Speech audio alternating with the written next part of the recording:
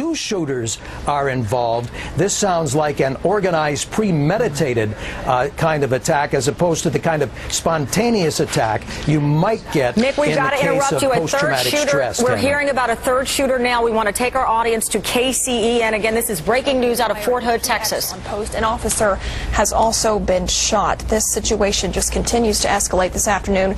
We do want to reiterate, so far, 7 people killed, 12 wounded on post. A third shooter has now began to open fire on Fort Hood.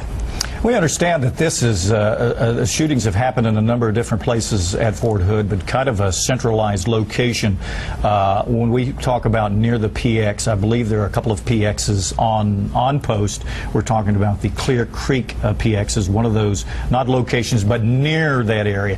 House Theater being one of the locations, SPC Center being the other location for the shootings. And now we're talking about a third incident that's happening right now. We understand that SWAT team is engaging. Let me bring back in Jim Miklaszewski, who's at the Pentagon. So, Jim, that's the local news station there saying that they're hearing reports of a third shooter. What do you have for us?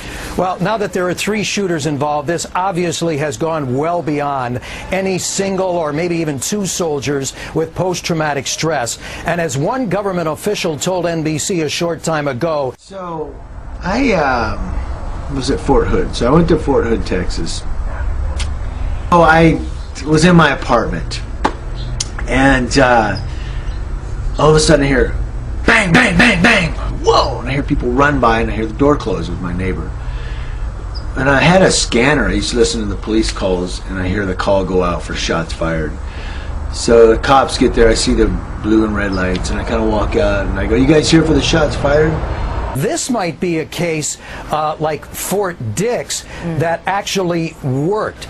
Fort Dix is where a number of alleged terrorists were arrested and convicted for planning to carry out an attack on soldiers at Fort Dix up in New Jersey.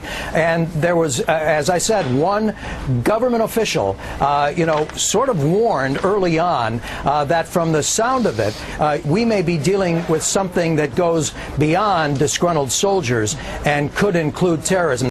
The philosophy that supports and encourages jihad around the world against Americans came to live here in New Jersey and threaten the lives of our citizens through these defendants. Fortunately, law enforcement in New Jersey was here to stop them.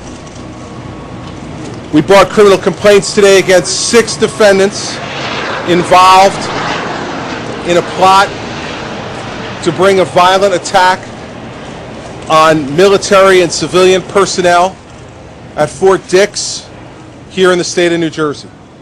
On behalf of the Muslims of America, I present before you a documentary film in helping and training oppressed Muslims.